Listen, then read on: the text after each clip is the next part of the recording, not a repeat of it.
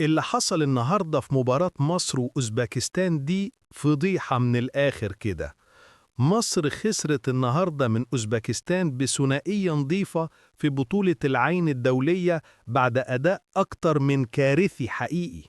أوزبكستان من الآخر أكلتنا النجيلة النهاردة، رتم سريع وسحبوا خط دفاعنا وصنعوا كمية انفرادات لا حصر لها، سجلوا هدفين وضيعوا انفرادين وكرة في العارضة.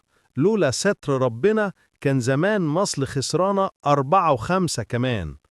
العبث بقى إن حسام حسن النهاردة ملعبش بأظهره بصلاً، وملعبش غير بمدافع واحد وهو رامي ربيعة، ولعب جنبه بمحمد هاني ومحمد حمدي، ولعب بأسامة فيصل جناح شمال. خطة لو وصلت للفيفا هيسحبوا منه رخصة التدريب بجد.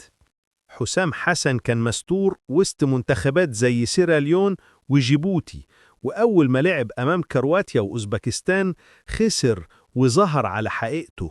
منتخب مصر لو استمر بالشكل ده هيتفضح في إفريقيا وكاس العالم حرفياً.